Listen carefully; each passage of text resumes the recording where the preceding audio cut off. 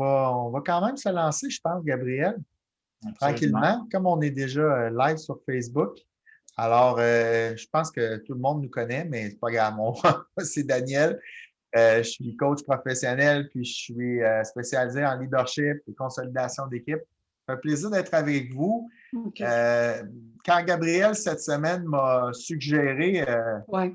de parler du Canadien de Montréal pour faire des liens avec le travail d'équipe, écoute, ça n'a pas été long, ça n'a pas été très long pour moi pour accepter cette invitation-là parce que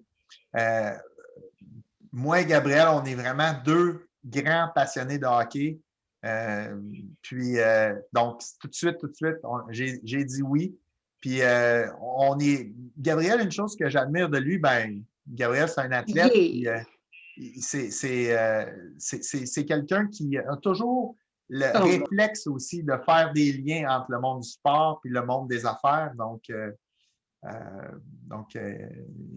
Gabriel, je ne sais pas si tu veux poursuivre là-dessus, toi. Oui, ben c'est ça. On est tous les deux, on est des sportifs. Daniel, il a joué aussi au hockey longtemps, c'est un grand fan du Canadien. Fait qu'on se disait, pourquoi pas intermêler notre histoire pour faire des liens avec le monde du sport et des affaires. Et c'est ça qu'on veut faire aujourd'hui avec vous. On veut s'inspirer de l'histoire du Canadien qui est, à notre avis, qui est très particulière. Parce que les Canadiens, cette année, vous le savez tous, ont vécu beaucoup d'adversité. Hein? Puis comment ils ont fait pour bâtir cet esprit de corps-là? C'est quoi les éléments qu'on a constatés de notre posture d'expert en consolidation d'équipe et d'accompagner des équipes? Qu'est-ce qu'on a constaté qui est différent avec cette équipe-là, qu'on le rappelle, qui a fini au 18e rang au niveau de la saison régulière, qui a vu 9 nouveaux joueurs s'intégrer au noyau cette saison. Fait qu'on peut faire le lien avec des équipes de travail qui ont eu beaucoup de nouveaux mondes qui sont rentrés en télétravail, qui a vécu beaucoup de blessures, qui a eu un Jonathan Drouin qui est parti. On ne sait pas trop pourquoi il est parti. C'est un épuisement professionnel, c'est nébuleux. Un changement d'entraîneur, un arrêt COVID, tout ça, là, ça fait qu'il y a eu beaucoup d'affaires qui s'est passées avec cette équipe-là. Et pourtant, ils ont réalisé ce qu'aucune équipe avait réussi à faire depuis 28 ans, qui est d'atteindre la finale de la Coupe Stanley. Puis ça, on peut dire que c'est fou parce qu'on pensait vraiment pas ça au début des séries. Les gens les comptaient comme éliminés. Puis là, on se ramasse en finale contre Tampa Bay, match numéro 3 ce soir. Puis juste pour commencer, on voulait vous présenter juste une petite vidéo de 30 secondes. On a parlé que le Canadien était négligé. Il était au plancher, on va dire ça de même. Oui, il était pas mal au plancher. Même pendant les séries. There's no way they're going to beat the Maple Leafs 4 games. I don't even think they can beat the Maple Leafs 1 game. Montreal's got no chance here. It's a best of 7, but this thing doesn't need to go much past 5 games. Are they just not a good enough team, or am I missing something? Because they look terrible to me. Is Carey Price dialed in, or is Carey Price struggling with his game?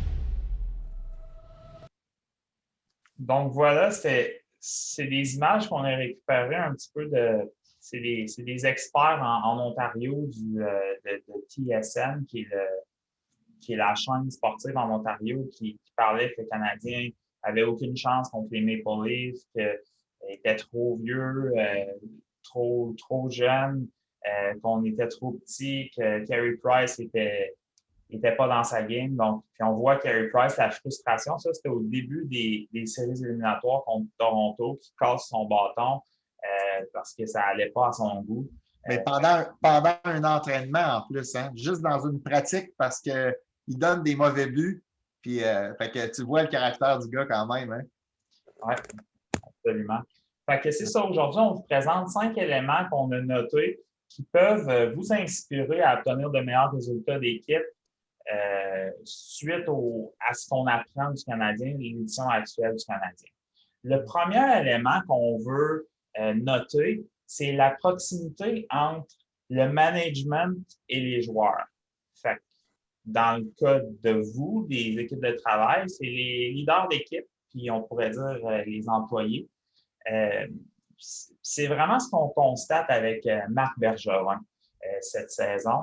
Puis je veux juste, encore une fois, on va vous présenter une petite vidéo juste pour vous montrer à quel point Marc Bergevin est proche de ses joueurs. C'est peut-être des images que vous avez déjà vues, mais on veut vous les montrer à nouveau. C'est vraiment fort. Puis on a rarement vu ça dans l'histoire du sport d'un gestionnaire aussi proche de ses joueurs.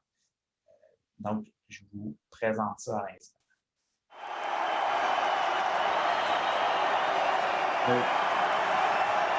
Gabriel, on ne voit pas les images.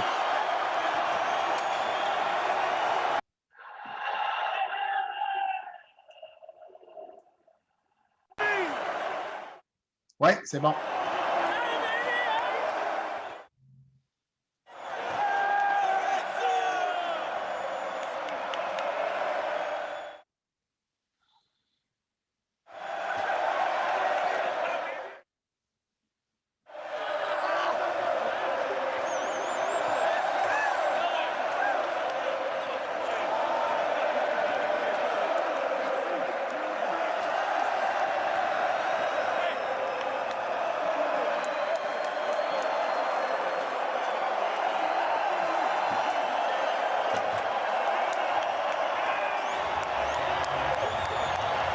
Donc, puis ça continue, la vidéo est juste à 1 minute, mais ça continue pendant 2 minutes. Donc, on voit vraiment Marc Bergevin avec son complet rouge, les cheveux au vent, qui embrasse les joueurs, qui saute dans les bras de ses joueurs. Puis, moi, ça m'a tout de suite ramené, Daniel, à la philosophie puis je pense que je te laisserai m'en parler ici, à quel point pour nous, c'est important, un leader qui aime son équipe. Oui. Oui, puis moi, premièrement, avant même d'aller là, regarde, ce qui m'a vraiment frappé dans ces images-là, c'est que dans ces grands moments de victoire-là, il n'y a plus de jeunes, il n'y a plus de vieux, il n'y a plus de directeur général, de recrues. Tu le vois autant dire à Shea Weber de venir, il prend Caulfield, tu sais. Que cette proximité-là, c'est comme si toutes les barrières de rôle ont carrément été mis de côté. On forme un tout, on forme une équipe. Puis oui, la notion qu'un leader à la base, moi je pense qu'un leader, faut qu'il apprenne à aimer son équipe. C'est sûr que Marc Bergevin, peut-être que vous, dans votre rôle, vous n'avez pas toute la chance de tout le temps choisir vos joueurs. On peut penser à Dominique Ducharme qui était absent dans les derniers temps, ou les coachs, des fois, ils n'ont pas le choix de jouer avec les joueurs qui leur sont donnés. Mais Marc Bergevin, on le voit qu'il aime son équipe. C'est lui qui l'a bâti. Puis, tu sais, souvent, Carey Price a été remis en doute, mais il a toujours dit, moi, je vais mourir avec Carey Price. Donc, j'imagine que quel niveau de confiance que ça peut donner à des joueurs d'entendre que que ton gestionnaire, il t'aime, il t'apprécie, puis il est prêt à aller à la guerre avec toi, puis à mourir avec toi. Donc, je pense que ça donne beaucoup, beaucoup de confiance aux joueurs, puis c'est aussi que les joueurs ne veulent pas décevoir leur leader dans ce sens-là. Là. Donc, oui, j'aborde dans le même sens que toi. Marc Bergevin, combien de fois il a martelé son message que sa philosophie, c'est qu'il passe par le repêchage, c'est qu'il va aller chercher des agents libres qui vont se greffer, puis qu'il a confiance en son équipe. Quand ça va mal, il a confiance en son équipe. Puis quand, comme joueur, pour l'avoir vécu, tu te sens supporté comme ça, qu'est-ce qui arrive? Ton bâton devient un petit peu moins serré, hein? Tu serres moins ton bâton, tu as moins un poids sur tes épaules, tu as plus de confiance, puis tu joues pour l'équipe. Tu ne joues pas pour ton prochain contrat. Ce qu'on voit avec Danault un petit peu, hein, l'émergence de Philippe Danault cette année, comparé en début de saison, ça allait un petit peu moins bien, mais Danault pensait à son contrat. Là, on sent vraiment qu'il joue pour la cause, l'objectif commun. Et je pense que Marc Bergevin on lui doit une fière chandelle pour ça. Fait que premier élément, proximité entre le management et les joueurs. Ouais. Deuxième élément, moi, je pense que ce qui est frappant chez le Canadien cette année, c'est le lien d'interdépendance entre la jeunesse et l'expérience. Hein? Si on regarde le noyau du Canadien, on a 3-4 jeunes. Quand on parle de jeunes, là, c'est des enfants. Là. Ils ont 20 ans, 21 ans. On parle de Caulfield, Suzuki, Kotkaniemi. C'est vraiment des kids. Puis en même temps, ils sont entourés par des gars comme Price, Weber, Perry, Stahl, des gars qui ont de l'expérience, qui en ont vu d'autres, qui sont en ligne depuis 15 ans et plus. Et c'est de voir comment ils mettent tout ça en commun, comment ils s'entraident, les jeunes qui amènent une fougue, leur énergie, puis les plus vieux qui amènent leur expérience, leur calme dans les moments plus difficiles, qui amènent une certaine forme de rester les pieds bien sur terre.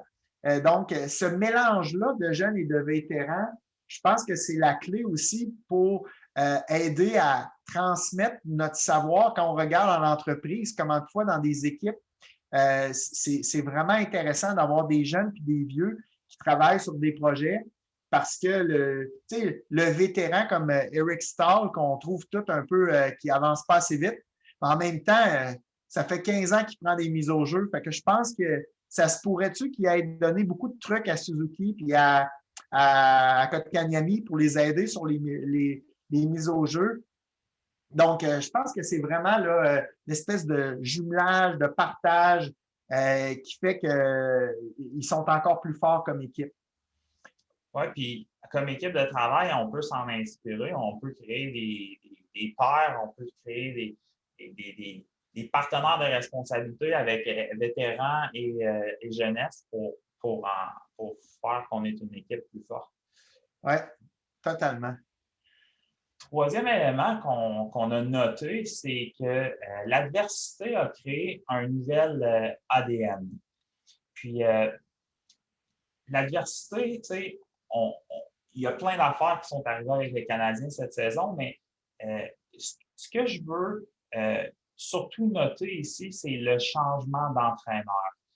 C'est la nouvelle philosophie que Dominique Ducharme a réussi à apporter au sein de l'équipe en répétant, puis il y a une phrase qu'il a répétée Dominique Ducharme depuis qu'il est arrivé, puis ça a été noté par des joueurs, dont Joel Edmondson en conférence de presse.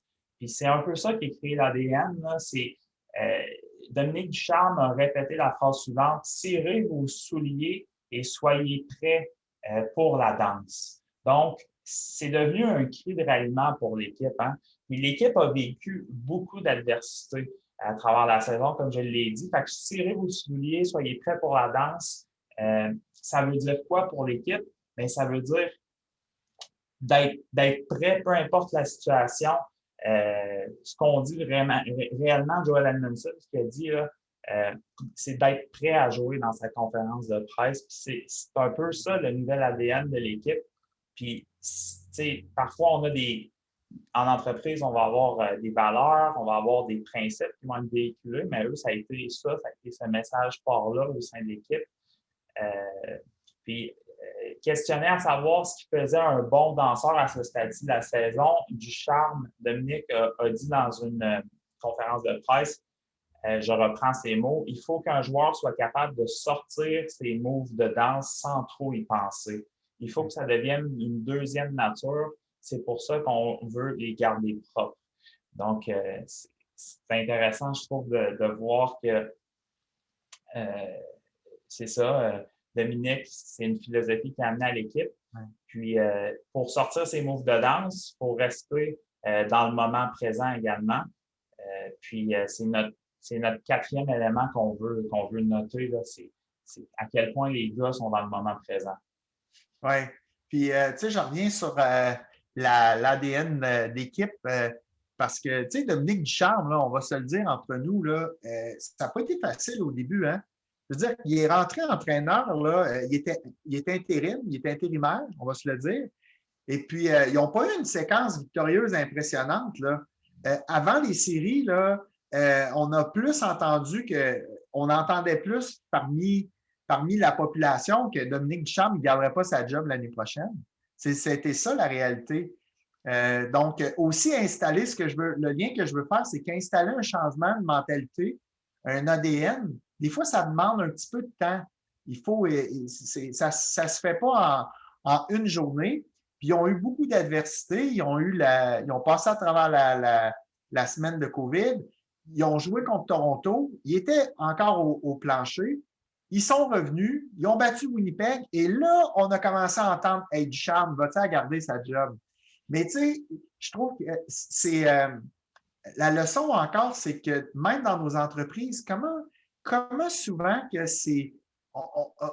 on est à 2 pas du succès et à 2 pas du grand échec. Tu sais, la ligne est mince. La ligne est très mince entre une équipe gagnante et une équipe perdante. Là, tu sais. Donc, non, c'est ça qui m'a beaucoup impressionné dans l'adversité qui a permis à Dominique Ducharme et toute son équipe de créer cette nouvelle ADN du Canadien. Le quatrième point, Yann, que tu amenais, c'était rester dans le moment présent. Et ça, je ne sais pas si vous l'avez entendu, mais comment de fois les joueurs sont revenus sur cette notion-là de rester présent. Et puis moi, il y a une vidéo que j'ai vue l'autre fois, puis ça m'a donné vraiment des frissons. Puis j'ai dit à Gabriel, c'est qui parle? Puis il me dit, c'est Herb Brooks. Dans le temps le coach de l'équipe américaine quand il y a eu le Miracle on Ice. Mais puis je trouve que ça va bien pour les Canadiens ce soir. Puis la chose qu'il avait dit, Herb Brooks, c'est ils peuvent nous battre 9 fois sur 10, mais pas ce soir. Puis il invitait ses joueurs à dire pas ce soir. Fait que ça l'invite à laisser les doutes de côté. Parce que les doutes vivent où? Hein? Les doutes vivent dans le passé, du passé. On vient de perdre 2 matchs importants à Tampa Bay. Donc, le doute peut s'installer. Puis le doute par rapport au futur aussi. Hey, qu'est-ce qui arrive si on perd à soir? À 3-0, on va être mal pris. Mais il ne faut pas anticiper ces moments-là. Je pense que ce qui est important, c'est vraiment de profiter de chaque seconde, de chaque période, de chaque moment. Puis, si je peux ajouter, Dan, par rapport à Herb Brooks, ce qu'il a dit dans ce speech-là aussi, il a dit « Great moments are born from great opportunities ». Puis ce soir, comme le match de Toronto c'était le match numéro 5 quand ils tiraient de l'arrière 3-1. Ce soir, ils tirent de l'arrière 2-0. Puis à 86% des fois que ça arrive dans des matchs, dans des séries de Coupe Stanley, l'équipe qui tire de l'arrière 2-0 va perdre la série. Donc, ça amène encore plus l'élément que tu amènes. Je voulais juste noter ça. Oui, puis on peut parler de rester dans le moment présent comme là quand ça va mal, mais on peut parler de rester dans le moment présent quand ça va bien aussi, parce que présentement, les joueurs de Tampa Bay sont peut-être un peu en train d'anticiper une deuxième Coupe Stanley consécutive en l'espace de 10 mois. Ou comme les Canadiens, vous vous souvenez quand ils ont joué contre Winnipeg à 3-0, les joueurs, c'est très tentant de laisser un petit peu le système de jeu puis de dire « Regarde, c'est gagné ». Mais non, c'est un travail à finir. Ça leur a encore permis d'avoir un repos entre les 2 séries avant Las Vegas. Fait que, donc, je ne sais pas quel lien exactement on peut faire avec le monde de l'entreprise, mais je pense que… J'en ai un, moi, Dan. Oui, vas-y. Bien, vivre le moment présent, puis c'est une grande qualité d'athlète. Puis j'en parlais justement, on en parlait dans une de mes rencontres d'hier. Je suis dans un groupe. Puis on disait que vivre le moment présent, c'est d'être capable d'aller dans un niveau d'intensité élevé, autant quand on travaille que quand on ne travaille pas. Fait que le parallèle, moi, que je fais en entreprise, c'est ces athlètes-là sont super bons pour se reposer, pour prendre soin de leur corps, pour dormir, pour bien manger. Ça, c'est tous des moments de récupération. Puis pour être à leur meilleur, quand ils sont pleinement présents sur la glace, mais il fallait qu'ils soient pleinement présents dans leur récupération. avec un niveau d'intensité élevé. Fait que le parallèle que je fais en entreprise, moi, c'est cet été, là, pendant les vacances, là, prenez le temps de décrocher parce que c'est super important. On le dit tout le temps, là, puis c'est cliché de dire c'est important de décrocher, c'est important de prendre du temps pour soi, mais faisons-le réellement, puis décrochons de nos courriels, puis récupérons pour revenir encore plus fort à la rentrée en septembre. Oui, très bon point, Gab. Puis moi, personnellement, même avant de travailler avec Gabriel, qui s'est joint à.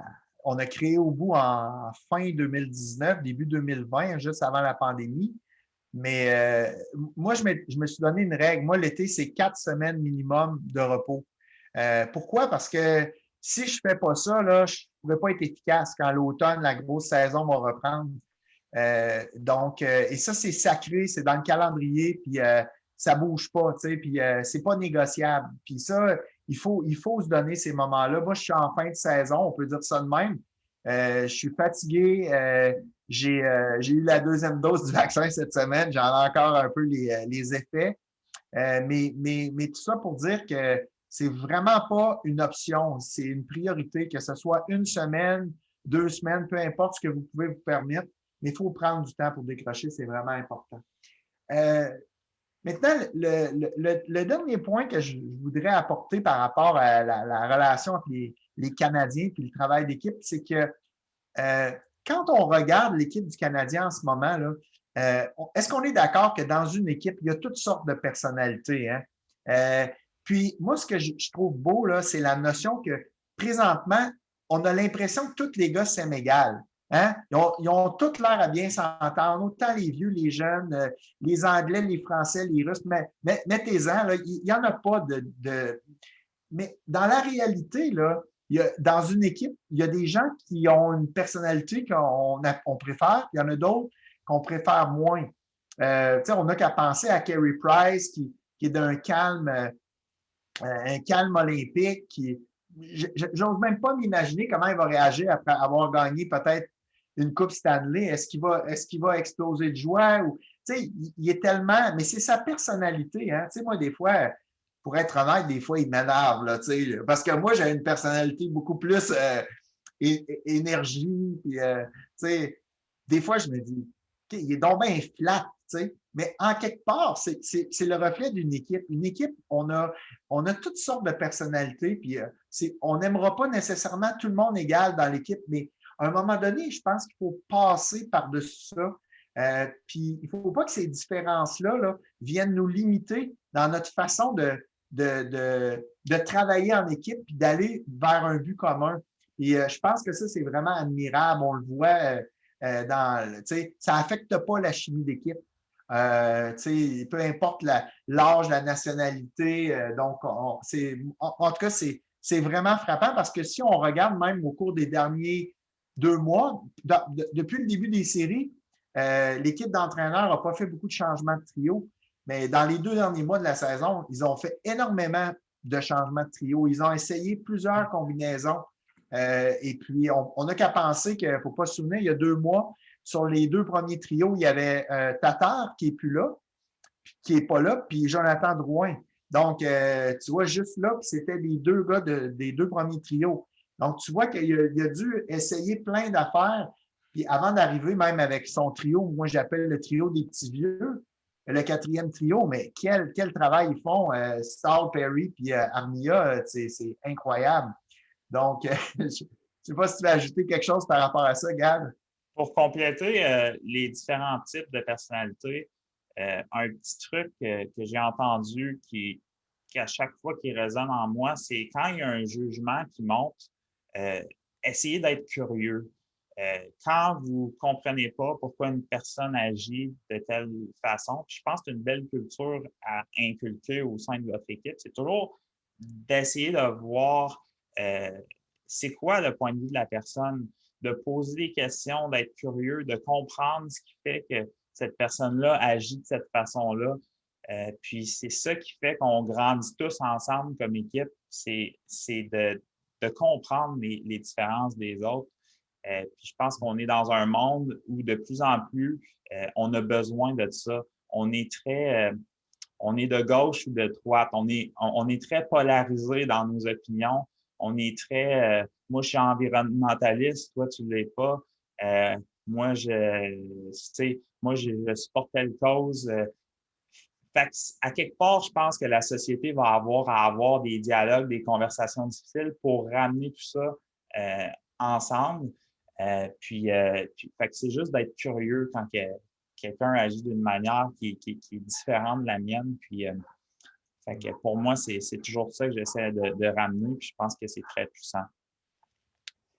En conclusion, on a parlé, pour ceux qui se sont pas joints dès 11h30 avec nous, on a parlé des 5 éléments qui faisaient que le Canadien avait eu du succès cette saison, qu'on peut ramener dans notre équipe. Juste pour résumer, on a parlé de la proximité entre le management et les joueurs. Donc, Marc Bergevin est très proche. Le lien d'interdépendance entre jeunesse et expérience. On a parlé de l'adversité a créé un nouvel ADN d'équipe. On a parlé de rester dans le moment présent, à quel point les gars sont focus et sont capables d'être dans le moment présent, puis embrasser tous les types de personnalités. En finissant, ce qu'on veut vous dire, c'est que la raison numéro 1 pourquoi une équipe travaille ensemble et collabore, c'est l'objectif commun. Puis ça, on l'enseigne souvent dans les formations qu'on donne. La raison pourquoi l'équipe, peu importe, l'équipe X va travailler ensemble, c'est l'objectif commun. À quelque part, c'est le pourquoi on fait les choses. Puis dans le cas d'une équipe de la Ligue nationale de hockey, ben eux, l'objectif commun, c'est de gagner la Coupe Stanley. Puis on peut dire que toutes les équipes qui entrent en série, l'objectif commun est super fort. Hein? Tout le monde, on sait à quel point c'est dur de gagner la Coupe Stanley, puis tout le monde veut gagner la Coupe Stanley. Puis je pense que ça, c'est une chose qui fait que oui, peut-être le pourquoi du Canadien est encore plus fort, mais je pense que toutes les équipes, ils l'ont. Ce qui différencie vraiment le Canadien cette saison, à mon avis, c'est l'agilité organisationnelle et la capacité d'adaptation du Canadien. On l'a dit, ils ont vécu beaucoup d'adversité, mais ils ont été capables de s'adapter rapidement, d'être agiles, de bouger rapidement. On sait que de bouger rapidement, c'est une qualité organisationnelle qui est super importante cette saison. Il arrive quelque chose, je suis capable de me revirer sur un dizaine comme leader d'équipe, de s'ajuster. Je pense que c'est ce que le Canadien, en d'autres mots, continue d'avancer vers l'objectif commun, mais est capable de tourner à gauche, puis de retourner à droite rapidement, puis de s'adapter.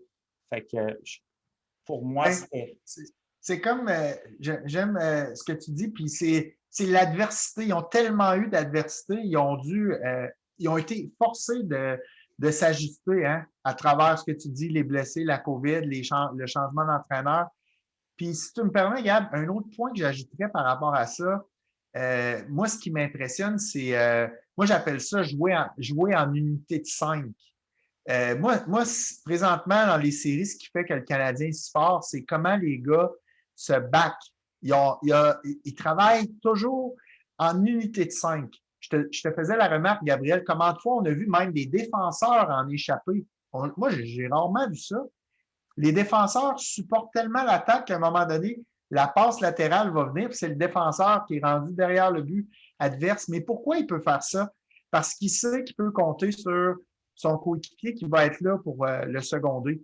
Puis on les voit, les déplacements sur la glace, ça ne se fait pas en unité de 2 ou en unité de 3. Non, c'est en unité, à la limite, c'est en unité de 6, en incluant le gardien de but, tu sais. Donc, c'est vraiment, vraiment frappant. Puis, je pense qu'ils ont un très, très bon système de jeu qu'ils ont su créer à la limite de leur talent et de leur capacité. Ils se sont rendus compte qu'ils n'ont pas l'attaque de Toronto, qu'ils n'ont pas l'attaque de Tampa Bay. Mais justement, ils ont développé leur propre style, qui n'est pas nécessairement un style de trappe hyper défensif, mais quand même un style défensif, rapide. Donc, non, ça, pour moi, le système de jeu, l'objectif commun, mais le système de jeu dans lequel tout le monde embarque, parce que c'est ça la condition. Si tu as la moitié de l'équipe qui ont trop des gros égos et qui ne veulent pas embarquer dans le système de jeu collectif, on n'aura pas ces résultats-là. Il y a des équipes bien meilleures que le Canadien qui sont toutes éliminées en ce moment. Hein. Donc, ils n'ont pas tous joué, en équipe où tout le monde collaborait en unité de 5. Là. Puis un autre point que j'ajouterais, Dan, c'est il y a quelques joueurs qui ont, je pense que c'est Carey Price, puis Marc Bergevin l'a également dit, qu'il y a eu un facteur chance. Il y a eu un facteur X qui, pour arriver là, le Canadien a eu des bons chanceux, puis a dû. Puis il y a d'autres années qui ont été vraiment pas chanceux, puis cette saison, ils n'ont pas eu beaucoup de chance. Fait qu'il y a toujours je trouve ça intéressant, un facteur. Ouais. Parfois, on dit ça va mal, maudit, il y a ça qui est arrivé, puis c'est pas un bon mois. Mais tu sais, le passé n'est pas garant du succès, n'est pas garant du futur. Puis même si les 2-3 derniers mois, peut-être qu'il y a eu des malchances qui sont arrivées, vous avez perdu un joueur clé, un qui est tombé malade, tu sais, il faut mettre ça derrière, on repart une nouvelle ligne de départ, puis là, en plus, ça déconfine, fait que c'est ça qui est super intéressant aussi du Canadien cette saison. Tu réfères un peu à la magie aussi. Tu sais, on sent qu'il y a quelque chose de magique depuis. Vous avez entendu les commentaires en ouverture où tout le monde disait Canadien, oublie ça, là, à 3-1 contre Toronto, c'est terminé. Je vais l'avouer franchement, moi pareil. Là, pour moi, j'aurais pas gâché ce Canadien. Tu sais, mais j'ai perdu mon idée. C'est pas grave. Des choses qui arrivent. Oui, fait que c'est un peu, c'est ce qu'on voulait vous partager aujourd'hui, un live un petit peu plus léger, partager l'histoire du Canadien. Puis pour nous, ça va être notre dernier en direct pour l'été. Daniel part sous peu, part sur une mission en Afrique, au Burkina Faso. Puis ensuite, on a les vacances fin juillet, début août pour nous deux. Donc, on va revenir en force pour la fin à août. Je pense que c'est le vendredi 27 ou 28 à août. On va avoir un live avec vous. On va reprendre ces sessions-là qu'on fait depuis le mois de février pour continuer de vous amener de la valeur pour vos équipes. Puis, vous dire que pour nous, ça a été une super grosse année. On a passé à travers beaucoup d'adversités aussi en 2020, puis là, 2021, mais on s'est relevé, puis ça va de mieux en mieux, puis on est content, on est épanoui de travailler ensemble, puis c'est super trippant de pouvoir faire ça père-fils, là, c'est une belle aventure. Fait que merci pour ceux qui ont été là avec nous depuis le début qu'on fait ces lives-là. C'est le fun de pouvoir interagir avec vous. Oui, puis j'allais ajouter, merci à toi, Gab, d'avoir été le leader dans ces lives-là. Puis je pense que j'ai développé le goût pour faire ça. Au début, des fois, ça me tentait moins, mais je pense qu'à un moment donné, c'est comme n'importe quoi. Nos propres barrières, on finit par les oublier, passer au travers. On a eu beaucoup de feedback positif. Puis on essaie de vous donner de la valeur, puis on essaie aussi d'avoir du plaisir à le faire. Fait que puis je pense qu'on a trouvé notre recette là, à nous. On ne veut pas être on veut pas copier d'autres modèles, on veut juste être nous-mêmes puis essayer d'inspirer. Fait que, mais anyway, merci à ceux qui sont là aujourd'hui. Puis merci à toi, Gab, d'avoir été un coéquipier de haut niveau. Merci. Bon été, tout le monde. Merci tout le monde. Merci. Merci à tous. Bonnes vacances. Salut, bonnes vacances, Paul.